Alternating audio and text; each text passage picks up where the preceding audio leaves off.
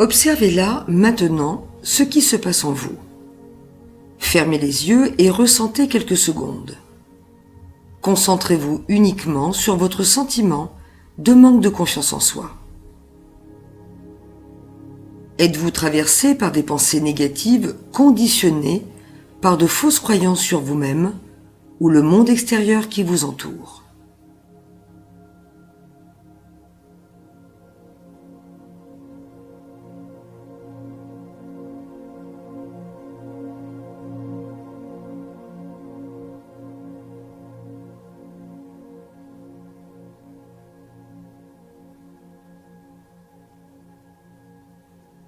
Voici quelques exemples pour vous aider à comprendre ce qu'est une fausse croyance.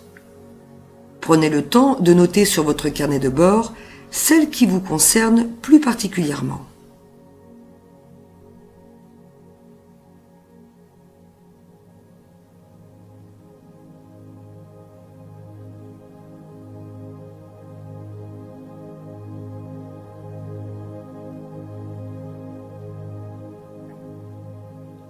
Bien d'autres croyances, tout aussi limitantes, nous piègent dans nos mécanismes de pensée négatives. Au bout du compte, comme vous l'aurez compris, il n'est question que de nos perceptions erronées qui demandent à être réévaluées. En cela, j'entends que l'image que nous avons de nous-mêmes, ou la vision que nous avons des autres, n'est pas totalement juste.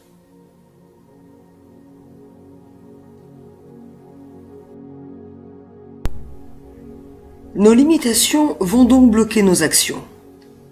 La peur d'agir, pour toutes les raisons évoquées en amont, va bloquer notre évolution. Car il est difficile d'augmenter notre fierté personnelle si nous ne créons rien de satisfaisant pour nous-mêmes ou pour les autres. L'anticipation de l'échec est telle que nous préférons ne pas essayer, donc ne pas nous donner la chance de réussir. Nous ne pouvons pas nous estimer de manière suffisante si nous ne créons pas de valeur ajoutée à notre vie. Nous pouvons même ressentir de la honte de ne pas avoir osé agir. Ainsi, nous renforçons notre manque de confiance. C'est donc tout l'inverse qu'il faut mettre en place. Oser passer à l'action, réussir et être fier de soi. Ce que je nomme action n'est pas seulement la réalisation de quelque chose de matériel ou d'un projet. C'est aussi notre capacité à nous affirmer face aux autres, dire ce que l'on pense et ce que l'on ressent.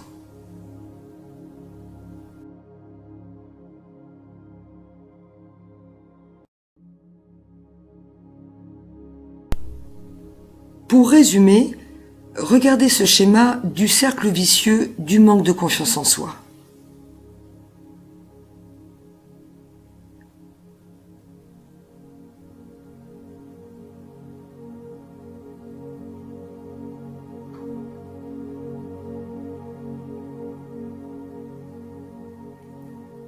C'est en percevant les événements d'une manière différente que nous allons enfin pouvoir tourner la page et réhabiliter une bonne estime de soi. Car ne regarder les situations que par le prisme de nos jugements destructeurs ne peut qu'alimenter un sentiment d'infériorité, au lieu de nous montrer comment nous améliorer pour réussir nos projets de vie. Nos pensées ont un impact considérable sur le déroulement des événements de notre existence. Imaginez-vous que tout ce que nous pensons s'inscrive dans la matière, c'est-à-dire dans nos actions, et dans l'énergie qui attire à soi tout ce que nous pensons. Principe bien connu de la loi d'attraction. Changer de paradigme, soit notre manière de voir les choses et de les penser, c'est se donner la chance de faire le focus de façon optimiste sur les aspirations à concrétiser. Je vois ce que je crois et non l'inverse. Et si je ne me crois pas capable, je ne peux qu'attirer à moi un certain nombre d'échecs.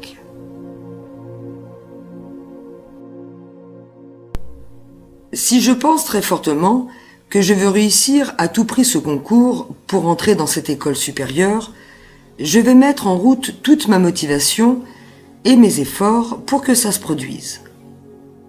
De fait, je réussis, car toutes mes pensées sont uniquement concentrées sur cette réussite, tout comme mes actions positives. A contrario, si je doute de cette possibilité de réaliser ce souhait, je suis moyennement motivé. Car à quoi bon mettre toute son énergie si je n'ai aucune certitude de réussir?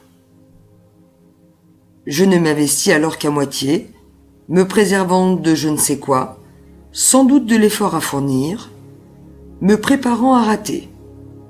Et j'attire à moi un échec dont la leçon de vie pourrait être « Je n'y croyais pas assez pour réussir ». Il faut donc croire un maximum en soi et en ses rêves pour qu'ils se réalisent. Les fantasmes de réussite ne peuvent rester qu'à l'état fantasmatique si notre petite voix intérieure nous dicte le contraire de leur réussite.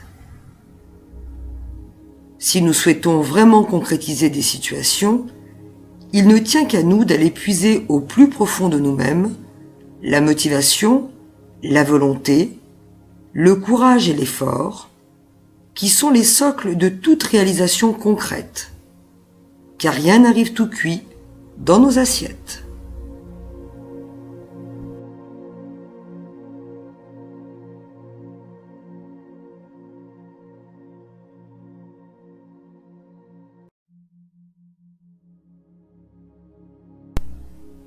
Le goût de l'effort est trop souvent ce qui manque à l'individu pour s'accomplir vraiment.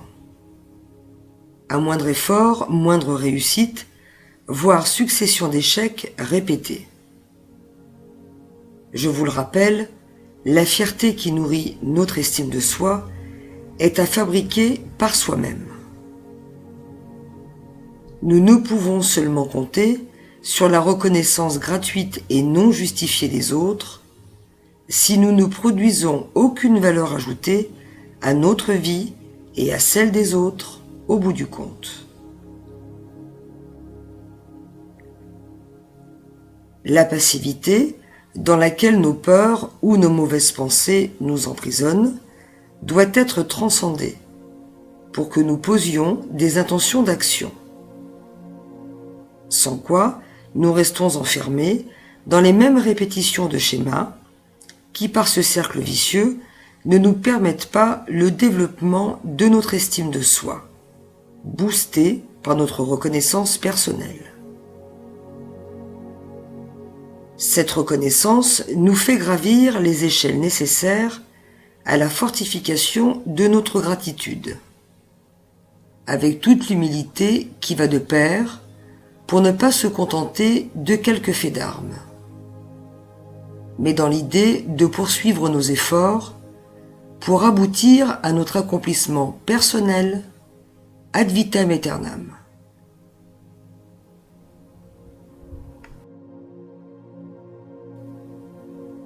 Être acteur de sa vie plutôt que spectateur est ce dont doit être martelé votre esprit au quotidien.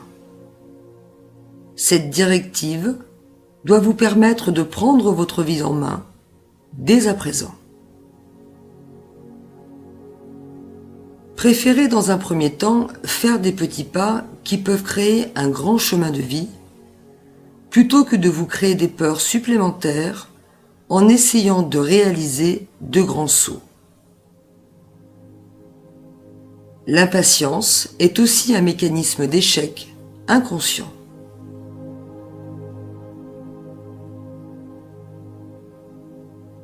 Ce qu'il faut en retenir. Les fausses croyances nous piègent dans nos mécanismes de pensée négatives.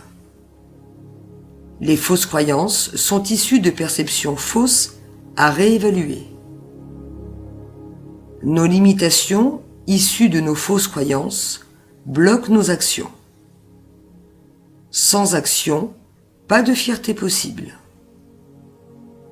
Apprendre à percevoir les situations autrement pour apprendre à penser autrement.